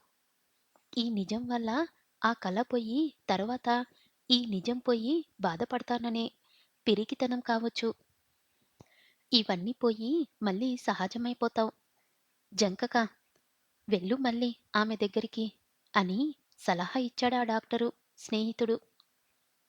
సాయంకాలం 5 గంటలకల్లా రవి మళ్ళీ మాధురి ఇంటికి వెళ్ళాడు. ఎన్నో కబుర్లు చెప్పింది. ఎన్నో విషయాలు మాట్లాడింది. రవి, మనమిక ఎప్పుడూ పోట్లాడుకోవద్దేం. స్నేహంగా ఉందాం అన్నది అతని కళ్ళల్లోకి చూసి. తల ఊపాడు. ఆమె కదిలితే ఆమెతో పాటు అతని కళ్ళు కదులుతాయి. ఆమె నవ్వితే అతను నవ్వుతాడు. అందమంతా ఆమెలోనే ఉంది అనిపించింది. ఆమెని మించి ఆమె ఒంటి బయట అందం కనిపించడం లేదు. ఆమె కళ్ళల్లోనే వెలుగున్నది. మాధురి మీద మాధురి మీద ఎంతో మగవాళ్ళ చేతుల్లో నలిగానని చెప్తున్నా, ఈ మాధురి మీద తన ప్రేమ తగ్గలేదు. కలలో మాధురి, ఈ మాధురి కలిసిపోతున్నారు. అతనికి భయం వేస్తుంది. ఏడుపొస్తుంది. ఉండు, నేను కలిపి పెడతాను. డాబా మీద వెన్నెల్లో అన్నానికి కూర్చున్నారు. పసిపిల్లవాడికి పెట్టినట్టు ముద్ద ముద్దకి ముద్దు ఇస్తూ అన్నం తినిపించింది. రవి, నీలో ఏముందో తెలియదు. పిచ్చి పట్టిస్తున్నావు. ఈ వేల రోజు రోజంతా నాకు నీ స్మరణే. ఒక్క పని తోచలేదు అన్నది. ఆకులు చీల్చి తను వేసుకుంటూ అతనికివ్వలేదు. నీకివ్వలేదేం అని చూస్తున్నావా? ఇస్తాను అని అన్నది. ఇలారా దగ్గరికి తీసుకుంది. తన ఒళ్ళోకి అతని తలని లాక్కున్నది. వంగి అతని నోటిలో ముద్దు పెట్టుకుంటూ తాంబూలం తన నాలిక మీద నుంచి అతని నాలిక మీదకి మార్చేసింది. అతను ఉక్కిరిబిక్కిరి అవుతున్నాడు. ఆనందం. ఈ ఆనందం పోతుంది. మాధురికి నిలకడలేదు అని భయం. రవి, గుర్రానికి గంతులు కట్టినట్లు నా కాళ్ళు కట్టేస్తున్నావు. నువ్వు తప్ప ఇంకేమి కనిపించకుండా చేస్తున్నావు. మాధురి, ఆ మాటలు అంటుంటే అతనికి హాయిగా ఉంది. ఆమె తొడలకి మొహం రుద్దుకుంటున్నాడు. నమ్మాలని ఉంది. కాని నమ్మలేడు. డాబా మీద పక్కలు వేయించింది. పడక గదిలో అతనికి బాధ కలిగించే జ్ఞాపకాలు వస్తాయేమో అన్నట్లు అతనికి తెలుసు. ఆమె తన పట్ల సానుభూతితో, దయతో ప్రవర్తిస్తుందని. రా రవి, ఇలా రా. ఒరిగింది పక్క మీదకి. చూడు రవి, ఆ చంద్రుడు పారిపోతున్నాడు. దాక్కుంటున్నాడు. మనల్ని ఒంటరిగా ఉంచడానికి. ముద్దు చేసింది. లాలించింది. రవి, రవి, అలా మంచుగడ్డలా అయిపోయావేం? ఏవి నీ చేతులు? నన్ను కౌగిలించుకోవు? కౌగిలించుకున్నాడు. ముద్దు పెట్టుకున్నాడు. ఆమె ఒంటికి తన ఒంటిని అతికించి పెట్టి వేడి తప్పించుకోవడానికి అష్టకష్టాలు పడ్డాడు. మళ్ళీ నీకు ఈ అవకాశం రాదు. వదులుకోక అంటూ ఎవరో ముందుకి తోస్తున్నట్లనిపించింది. జాగ్రత్త, పోగొట్టుకుంటున్నావు. జన్మజన్మలకి నీలో ఉండే నీ ఆత్మసౌందర్యాన్ని, ఈ సుఖం ఇప్పుడే పోతుంది. అయిపోయింది. మిగలదు. కాని ఇన్నేళ్లు దాచుకున్న ఆ ప్రేమ పోతే? ఎందుకు పోతుంది? ప్రేమ లేనిదే నువ్వు వాంఛ తీర్చుకోలేవు. అందుకని. నాకు అర్థం కావడం లేదు. నీకు అర్థం కానవసరం లేదు. అర్థం కాకుండానే నీ అంతర్యం నీ శరీరానికి, నీ అవయవాలకి ఆదేశాలు ఇస్తుంది. నువ్వేమి చెయ్యలేవు. ఈ మాధురి నీది కాదు. ఇవాళో రేపో మళ్ళీ నిన్ను మర్చిపోతుంది. అంతమంది ప్రియులలో ఒక్కడివి అయిపోతావు. పోతే పోతాను అనలేవు. ఆమెని ఈ మధ్య కలుసుకొని ఓ రాత్రి గడిపాను. ఆమె నీ గురించి నీలో నువ్వు కూడా అలా అనుకోలేవు. ఆమె నీకు దేవత. ఆ దేవతని పోగొట్టుకుంటావు. ఎందుకు పోతుంది? నాలో ఉన్న ఆమె ఎక్కడికి పోతుంది? ఈ వాదన, ఈ సంఘర్షణ అతను ఆలోచించకుండా జరిగింది. అతను కదిలాడు. ఆమె మీదికి జరిగాడు. మాధురి, నువ్వు నాకు కావాలన్నాడు ఆవేశంతో. తీసుకో రవి, నన్ను తీసుకో అన్నది అతని శరీరానికి తన శరీరాన్ని కలిపి స్పందింపజేస్తూ. అంతరాత్మో, ప్రేమో, అదేదో అతనికన్నా బలమైనది అతని శరీరాన్ని ఆధీనంలోకి తీసుకున్నది. మాధురి, క్షమించు. నేను అసమర్థుణ్ణి, అసక్తుణ్ణి అని దూరంగా జరిగి సిగరెట్ వెలిగించాడు. ఆమె కదల్లేదు. అతన్నే చూస్తుంది. అసహ్యం కలగలేదు. అతని మీద ఆశ్చర్యం. ఆ రవి ఆపద్మస్తకము. నేను మొగాన్ని అనిపించే రవి, ఆకాశ పుట్టంచుల్లో ఊగించగల రవి, ఆ రవి ఎలా ఇలా అయ్యాడు? అది ఎలా సాధ్యం? ఇన్నేళ్ళైతేనేం? హుహు. ఏదో జరిగింది. మనిషి ఎక్కడో నలిగిపోయాడు. ఎక్కడో గుండెల్లో చిల్లిపడి రక్తం కారిపోయింది. రవి, ఆ! ఇలా రా. దగ్గరకు వెళ్ళాడు. పడుకో అన్నది. పడుకున్నాడు. తల కిందికి తోసింది. తన గుండెలకు అతని మొహం అదుముకున్నది. అతను పసివాడు. అతను తనవాడు అనుకుంటూ కళ్ళు మూసుకుంది. రవి పసిపిల్లాడిలా కామం, వాంఛ లేకుండా ఆమె గుండెలని అదుముకొని హాయిగా నిద్రపోయాడు శాంతితో. రవి, వచ్చావా? ఈవేళ నువ్వొస్తావని అనుకోలేదు అన్నది ఆమె. ఏం? ఎక్కడికైనా వెళ్తున్నావా? వెళ్ళిపోనా? అడిగాడు. చూడు, నీకు కోపం వచ్చింది. నేనెక్కడికి వెళ్ళడం లేదు. కూర్చో. అలా సీరియస్‌గా ఉన్నావేం? అడిగింది. మాధురి, నీకు నేను అబద్ధం ఏం చెప్పలేదు కానీ నిజం చెప్పలేదు. ఏమిటది? చెప్తాను. చెప్పడానికే వచ్చాను అన్నట్లు నిన్ను ఒక విషయం అడుగుదామనుకొని అడగలేకపోయాను. మనం విడిపోయినప్పుడు నీకు 4 నెల కదూ? అవును. ఏమైంది? పోయింది. దానంతట అదే. చాలా బాధపడ్డాను. శారీరకంగా, మానసికంగా కూడా అన్నది నిట్టూర్చి. నీకు నా మీద అసహ్యము, ద్వేషం కలగలేదా? అడిగాడు. ఎందుకు కలుగుతాయి రవి? పిచ్చివాడి మల్లె అడుగుతావు? అసలు మనం విడిపోవడానికి కారణమేమిటి? నా కొడుకుని నేను కలల్లో చూడటం కూడా భరించలేనంత ఈర్ష్య ఉండేది నీకు. నువ్వు ఉక్కిరిబిక్కిరి అయ్యి నన్ను కాల్చేశావు. మనమిద్దరం అలా కలిసే ఉన్నట్టయితే ఇద్దరం నాశనమైపోయేవాళ్ళం. అందుకని నేను కావాల్సి ఆలోచించి నిన్ను దూరం చేసుకున్నాను. నువ్వు నన్ను వదిలిపోయే పరిస్థితి కల్పించాను. తప్పు నాదే కానీ నీది కాదు. అటువంటప్పుడు నిన్నెందుకు ద్వేషిస్తాను అన్నది. రవి 5 నిమిషాలు మౌనంగా ఉండి, అవును, చాలా క్రూరంగా, నీచంగా ప్రవర్తించాను. ఆ చంటి పిల్లాడి మీద ఈర్ష్య చూపించాను. అసహ్యంగా. తర్వాత తెలిసింది నా తప్పు. అలా బాధపడకు రవి.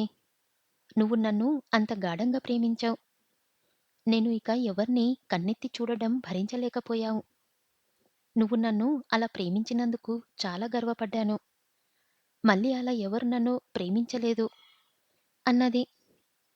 రవి సిగరెట్ వెలిగించాడు.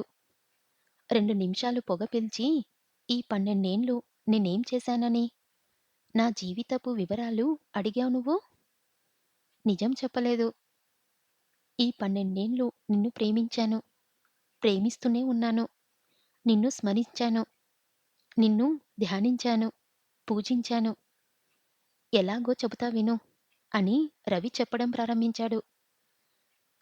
తను పడిన బాధ, తనలో వాంఛ చచ్చి బతుకులోనే ఇంట్రెస్ట్ పోయి జీవచ్ఛంలా బతకడం, బతుకుల్లో ఇంట్రెస్ట్ కలగజేసుకోవడానికి పేకాట, రేసెస్, తాగుడు, రీట, వివాహం, తన భార్య జీవితం, మంజుల అంత వివరంగా చెప్పాడు.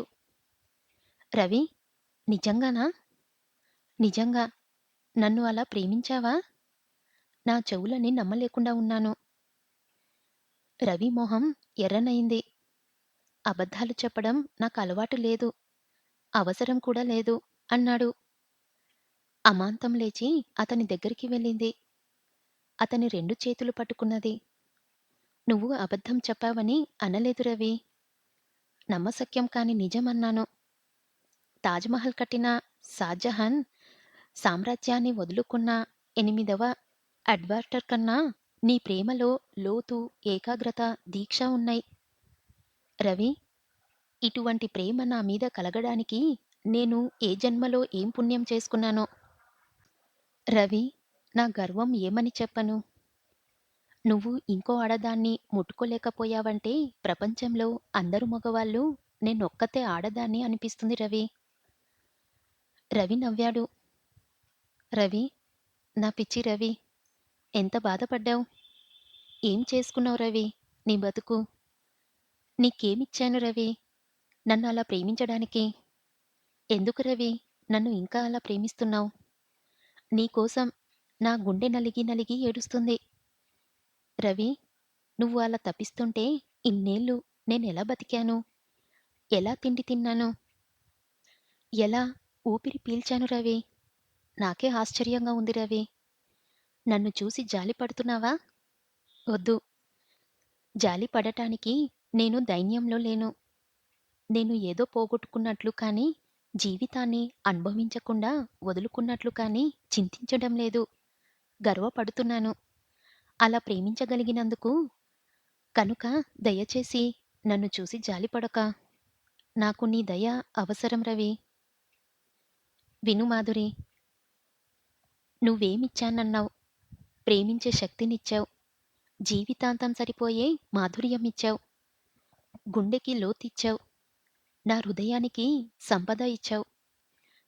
ఖర్చు పెడితే తరిగిపోని, జ్ఞాపకం చేసుకుంటే అయిపోని అనుభవాలిచ్చావు. చాలదూ? ఇంకేమివ్వాలి? ఇంతకన్నా ఏమిచ్చి ఉండగలవు మాధురి? నాకు కర్మఫలంలో నమ్మకమున్నది. మనిషి ఈ బతుకుతో నశించడని, పునర్జన్మ ఉన్నదని నమ్మకమున్నది. లేకపోతే శరీరానికి సంబంధించని అనుభూతులకి అర్థమేమిటి? ఈ జన్మల నుంచి వచ్చే జన్మల్లోకి మనం ఏదైనా తీసుకువెళ్తే అవి ఈ జన్మల్లోని ఆత్మానుభవాలు మాత్రమే. వచ్చే జన్మలో జీవితం ఈ జన్మల్లోని ఆత్మ అనుభవాలు బట్టే ఉంటుంది అని నా నమ్మకం. నా ఆత్మతో సంబంధం లేకుండా శరీరం మాత్రం సుఖపడితే ఆ సుఖం ఇక్కడితో అక్కడితో అయిపోతుంది మాధురి. శరీరం ద్వారా ఆత్మ పొందే అనుభూతులనే ఇంకో జన్మలోకి తీసుకెళ్లగలం. అలా తీసుకెళ్లడం ఎందుకని అడుగుతావా? చెబుతాను విను. నా ఆత్మ పెరగడానికి పెరిగి పెరిగి పెద్దదయ్యి విశాలమయ్యి ఈ విశ్వాసాన్ని అంతటినీ ఇముడ్చుకోవడానికి అదే మోక్షమో, శాశ్వత శాంతో, పరమానందమో ఏదో అదే నాకు కావాలి. ఒక విగ్రహాన్ని పెట్టి అలంకరించి దానికి ఓ పేరు పెట్టి దేవుడని కొన్ని నిమిషాలు ఆ ఆకారం మీద మనసు లగ్నం చేసి పూజిస్తారు అందరూ. అలాగే నేను సజీవమైన ఆత్మ ఉన్న ఇంకో మనిషిని నా మనసులో దేవతగా నిలుపుకొని జన్మంతా ఆదరిస్తున్నాను. ఇది తపస్సు. కళ్ళు మూసుకొని భగవంతుడి మీద మనసు లగ్నం చేసి తపస్సు చేసే శక్తి లేక భగవంతుడి సృష్టిలో ఒక్కతమైన నీ మీద మనసు లగ్నం చేసి తపస్సు చేస్తున్నాను. నీ మీదే ఎందుకు లగ్నం చేశానా? దానికి కారణం ఉంటుంది. పోయిన జన్మలో నువ్వు నేను భార్యాభర్తలమో, తండ్రి కూతులమో, తల్లి కొడుకులమో అయి ఉండాలి. ఆ బాంధవ్యం వల్ల ఈ జన్మలో నిన్ను ప్రేమించడం సులభమై ఉండాలి. ఈ జన్మలో అటువంటి రక్త సంబంధం లేకుండానే ఆత్మ బాంధవ్యంతో నిన్ను ప్రేమించగలిగాను. అంటే పోయిన జన్మకి, ఈ జన్మకి నా ఆత్మ పెద్దదయింది, పెరిగింది, విశాలమైంది. వచ్చే జన్మలో నిన్ను, నీ వాళ్ళని, నీలాంటి 10 మందిని ప్రేమిస్తాను.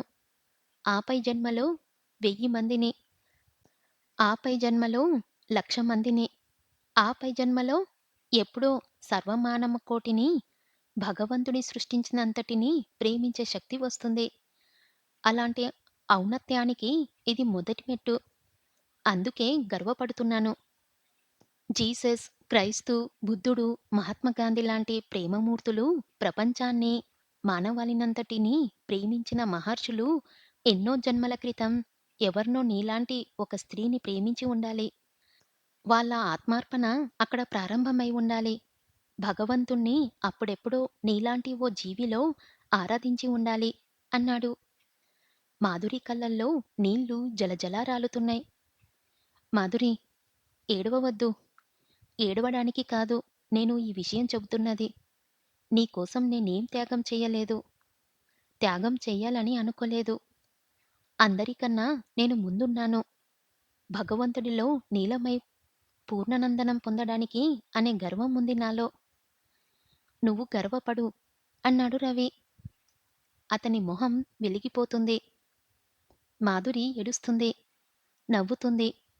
రవి కళ్ళల్లోకి చూస్తూ అతనికి దగ్గరగా జరిగి, అవును రవి, నన్ను తలుచుకొని నిన్ను చూసి గర్వపడుతున్నాను రవి.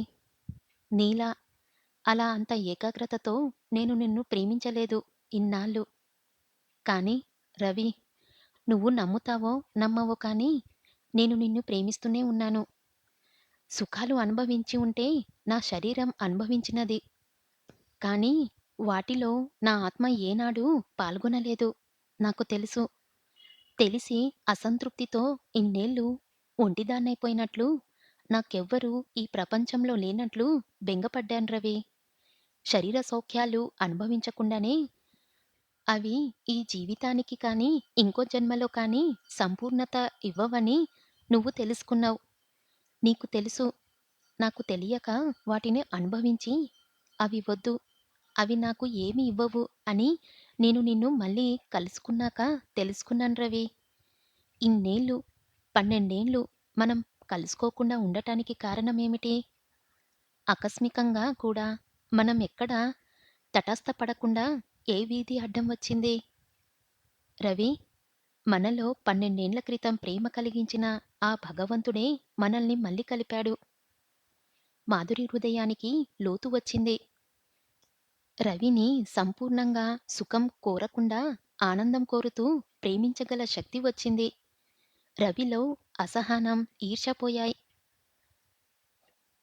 ప్రేమని ఉదాత్తం చేసుకున్నాడు. ఈ ఇద్దరూ ఇప్పుడు కలుసుకుంటే హాని లేదు. నిర్మలంగా, లోతుగా, మంటలు లేకుండా, రాపిడి రాకుండా దీక్షతో, ఏకాగ్రతతో ప్రేమించగల శక్తి వచ్చింది. రవి, మనల్ని మళ్ళీ కలిపాడు దేవుడు. రవి, నువ్వు నన్ను నమ్మకపో. రవి, నిన్ను ప్రేమిస్తున్నాను. నువ్వు నా ప్రాణం రవి. నమ్మగలవా? అన్నది అతని ఒళ్ళో తలపెట్టుకొని. మాధురి తనని ప్రేమిస్తుందా? నిజమైన ప్రేమనా? శరీరం కాదు, శరీరంతో పాటు హృదయాన్ని కూడా ఇస్తుందా? మాధురి, నిజంగా ప్రేమిస్తున్నావా? నీళ్లతో నిండిన కళ్ళని పైకెత్తింది. రుజువు చెయ్యాలా? ఎలా? చెప్పు చేస్తాను అన్నది దీనంగా. అని క్షణమాగి, రవి, ఆడదాన్ని తృప్తిపరచగల శక్తి నీకు పొయ్యిందని అనుకుంటున్నావు. నేను నీ నుంచి అటువంటి తృప్తి కోరడం లేదు రవి. నన్ను ప్రేమించు. నిన్ను నేను ప్రేమిస్తాను. శరీరాలతో అవసరం లేకుండా ప్రేమించగల శక్తి వచ్చింది మనకి అన్నది. అవును మాధురి, ప్రేమ అనేది ఒకటే. అది ప్రదర్శించడంలో, ప్రేమించడంలోనే తేడా వస్తుంది. తల్లి కొడుకులకి, తండ్రి కూతుళ్ళకి అన్న, చెల్లిళ్ళకి, అక్క తమ్ముళ్ళకి, ప్రేయసి ప్రియులకి. అవును మాధురి, నా పక్కన, నా పక్కలో లేకుండా నిన్ను ప్రేమించగలిగాను. ఇంకా అలాగే ప్రేమించగలను. నువ్వు అలా ప్రేమించగలవా? అడిగాడు. ఈ 4 రోజులు నిన్ను ఎలా ప్రేమించాను? నీలో ఆసక్తగా గమనించి నిన్ను ఎలా ప్రేమించాను? దేనికోసం రవి? చెప్పు? ఆరించింది ఆవేదనతో. మాధురి తనని ప్రేమిస్తుంది. ఆమె తననే ప్రేమిస్తుంది. ఆమె గుండె తనది. ఆమె కళ్ళల్లో దీపాలు తనవి. ఇద్దరూ ఐక్యమయ్యారు. ఈ మాధురి తన దేవత, తన ప్రేయసి. తనే మాధురి, మాధురే తను. మాధురీ, మాధురి అంటూ ఆమెని 2 చేతుల్లో ఎత్తుకున్నాడు. నా మాధురి, నా దానివి కాదు. జుట్టు, మెడ, చెంపలు, కళ్ళు, కనుబొమ్మలు మెత్తని ముద్దులతో నింపేశాడు. రవి, నా రవి పిలుస్తుంది. రవి ఆనందానికి అంతులేదు. కళ్ళల్లో నుంచి నీళ్లు కారుతున్నాయి. చేతివేళ్లతో ఆమెని నిమురుతూ, తడుముతూ, ఆమె ఒంటిని ముద్దులు పెట్టుకుంటూ ఆవేశపడిపోతున్నాడు. మాధురి, నువ్వు నా దానివి. చెప్పు, నా దానివేనా? అవును రవి, నీ దాన్నే. నీ దాన్ని అన్నది బిగ్గరగా. అవును, అవును, నాకా నమ్మకముంది. మాధురి నాది అంటూ ఆమె ఒంటికి దగ్గరగా జరిగాడు. ఒళ్ళు ఆమె ఒంటికి రాసుకున్నాడు. నిప్పులు చెలరేగాయి. మెరుపులు మెరిశాయి. ఆమె, తను, ఇద్దరి శరీరాలు ఐక్యం కావాలనే తపన. భరించలేని వాంఛ, మాంసం మాంసం కలిపి లోలోపల ఎక్కడెక్కడో కలుసుకోవాలనే కోరికే ప్రారంభమై నరాల అంచుల్లో నుంచి శరీరాలు స్పందింపజేయాలనే ప్రయత్నం. రవి, మాధురి, వేలిగోళ్ళు తలుగుతున్నాయి. పెదిమలు కరుచుకున్నాయి. శరీరాలు కలుసుకున్నాయి. ఆ స్పందన ద్వారా ఇద్దరూ విచిత్రమైన, అంతకు ముందెన్నడూ అనుభవించని ఐక్యత, ఆనందం అనుభవిస్తున్నారు. ఆమె కళ్ళల్లో నుంచి నీళ్లు కారుతున్నాయి. అది ఏడుపు కాదు, ఆనందం. తన రవి తనని తీసుకున్నాడు. తనని తిరస్కరించలేదు. అతని శరీరం తన శరీరంతో ఐక్యం అవ్వడానికి అతని మనసు ఒప్పుకుంది. మాధురి, ఏమిటా నవ్వు? ఏమిటా కన్నీళ్ళు? ఎందుకు? ఆనందమా? నాలో ఏది పోలేదన్న సంతోషమా? చెప్పు అని నోటితో అడుగుతూ అదే ప్రశ్న లోపల మాంసాన్ని అడుగుతున్నాడు. ఆమె తల ఊపింది. అవును రవి, నా వల్ల నువ్వేమి పోగొట్టుకోలేదు. అది చాలు. మాధురి, ఇన్నేళ్లు లేని ఈ ఆవేశం ఈవేళ ఎక్కడ్నుంచి వచ్చింది అనా నీ ఆశ్చర్యం? శరీరం తీగలాంటిది. ఎలక్ట్రిక్ కరెంటు ప్రసరింపజేస్తే ఆ తీగకే వెలుగు, వేడి ఇచ్చే శక్తి వస్తుంది. అలాగే ఈ శరీరం ద్వారా ప్రేమ అనే శక్తి ఆత్మని వెలిగించగలదు. ఆ ప్రేమ లేని ఈ శరీరం ఎలక్ట్రిక్ కరెంటు లేని తీగే. అందులో శక్తి ఉండదు. అర్థమవుతుందా? తల ఊపింది ఆమె. మాధురి శరీరం భగవంతుడే ఇచ్చాడు. శరీరం ద్వారా అనుభవాలు పొందమని. శరీరాలు పొందే సుఖదుఖాలు ఆత్మకి ఆనందించాలి. అప్పుడే ఈ శరీరం పొందే అనుభవాలకి ప్రయోజనముంటుంది. చూడు, ఇప్పుడు మనం పొందుతున్న ఈ సుఖం, ఈ సంతుష్టి, ఈ ఆనందం, ఈ ఐక్యత మన శరీరాలది మాత్రం కాదు. ఇది చూడు, నేను కదలకుండా, చిటికెన వేలు కదల్చకుండా ఇలా మాంసం మాంసం కలిపి నీ కళ్ళల్లోకి చూస్తుంటే మన ఐక్యతలో ఎంత అందం, ఎంత తృప్తి, ఎంత సంపూర్ణత ఉందో చూడు మాధురి. నీ కళ్ళల్లో శాంతి, నీ ఒంటి మెరుపులో తేజస్సు, నీ ఊపిరిలో వెచ్చదనం. వీటన్నిటికీ కొత్త అర్థం రావడం లేదా మాధురి? ఇంకో విచిత్రం చూడు. ఇన్నేళ్లు గడిచినా, ఇన్ని అనుభవాలు పొందినా నీ శరీరం కరగలేదు. నీ ఒంటి మెరుపు పోలేదు. నీ కళ్ళల్లో వెలుగు నశించలేదు.